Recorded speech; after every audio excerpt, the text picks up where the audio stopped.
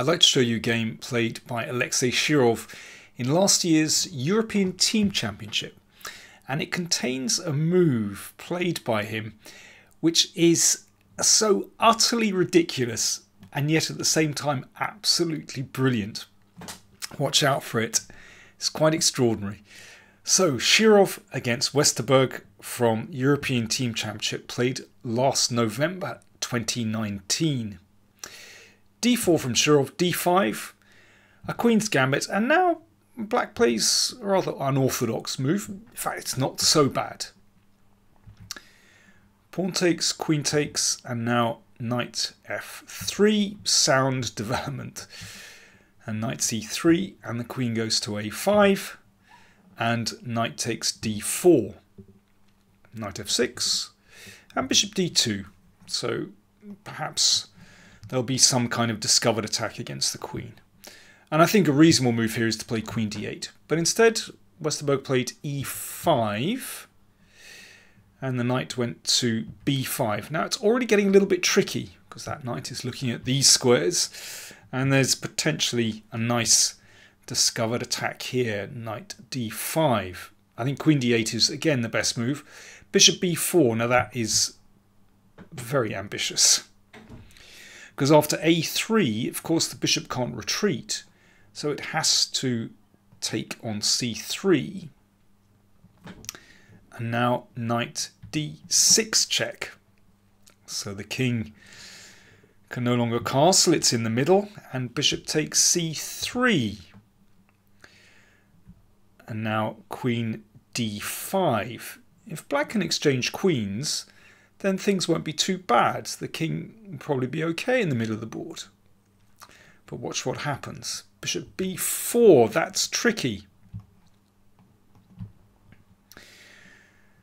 And if queen takes queen, then this endgame is definitely better for white. Here the king's in big trouble because of white's activity. So Westerberg comes up with a really original plan. He plays knight c6, allowing a double check. And of course, white is now a piece up. But if he can exchange queens and recapture the knight, then he's okay. For example, if knight d6, well, in fact, the knight doesn't escape after this. And king takes knight, and actually black is fine here. So here is my question. The king has just come up to e6. How would you play with white in this position? It's white to play. What did Shirov do next? And this is quite extraordinary. White's next move is so counterintuitive in some sense. White to play. Shirov played g3. Incredible. Simply allowing queen takes rook. It's really funny. I mean, the point is here that actually white is threatening bishop h3, which is quite serious. But the funny thing is, after queen takes rook, in fact, the bishop is now pinned. Okay, so what was the point? This happened. Queen d6 check, and the king ran away. And here, actually, white has to be very careful. White has to play really precisely, because that king threatens to run away. So castle's queenside, and actually king g6, and black is safe. So this next move had to be foreseen and is precise. Queen d3 check. Now, some beautiful variations here. So first of all, that prevents the king running back to g6.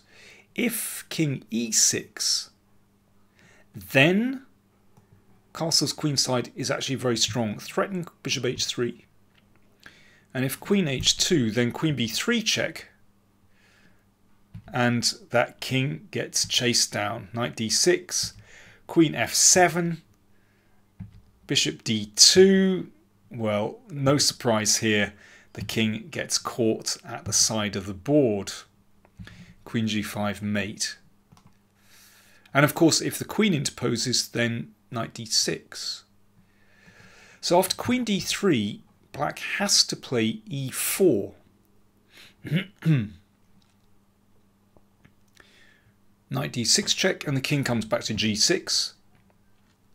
And now queen b5. So you can see the e-pawn's advance has opened up the 5th rank. So now the threat is to play queen f5 check and then knight f7 checkmate.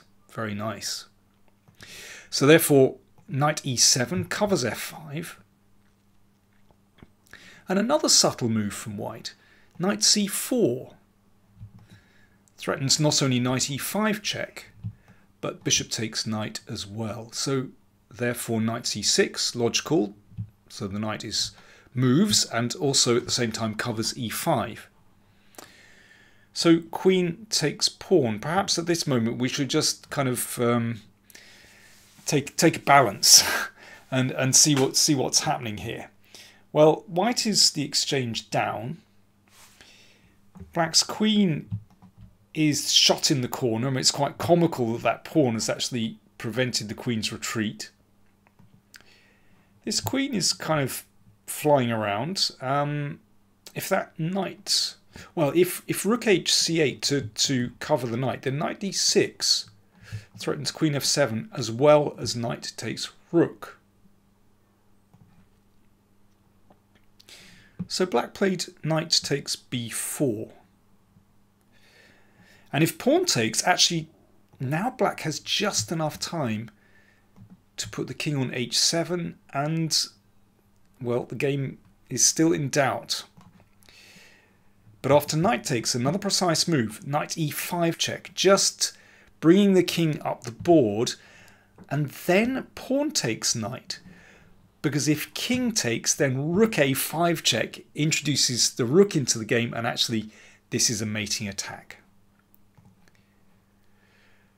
So black played a5 to prevent the rook coming into the game. Knight takes f7. So white is still the exchange down, but looks like he's breaking through. Rook f8.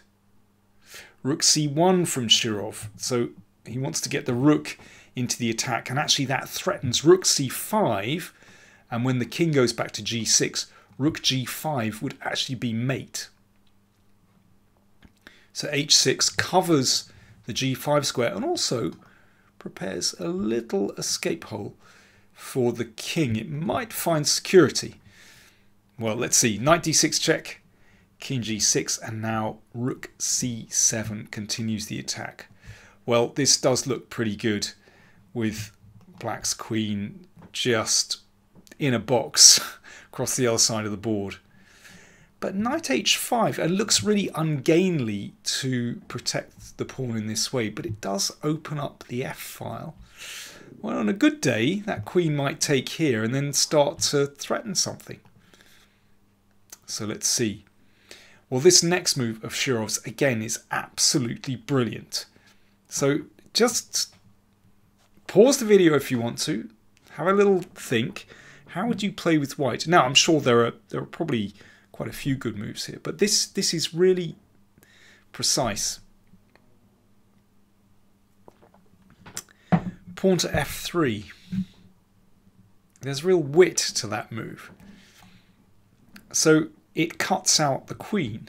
So if pawn takes pawn, then queen e4 check, and this forces checkmate. The king can't escape to h7, and after this it's forced mate. Well, we may as well go to the end just for fun, and queen f5. Brilliant. Now otherwise we've shut out the queen and we're threatening queen e4. And black doesn't have anything better than to play king h7 to at least try to give the king a little bit of security. But then queen e4 check, king g8, queen d5, king h7, and now queen takes knight. And that really is the end, because white isn't down on material. But look, the queen actually protects that pawn, so the queen just isn't ever escaping. Rook f6 played, knight e4, rook g6, Queen f5 is a nice move. Pin and win. In fact, knight f6 is now the threat. That's a nice move. Rook a6 prevents that, but h4 was the final move with the threat of h5, and that is absolutely decisive. You can see the king is about to be checkmated. What a funny final position with that queen still buried on the king side. Absolutely brilliant. So 2 star moves in this game. Well, many star moves, but g3 is wonderful, so counterintuitive. And then much later on, we have that move f3. Incredible. Hope you enjoyed that. Do check out some of Alexei Shirov's other games that I've shown on the channel if you haven't seen them. Thanks for watching.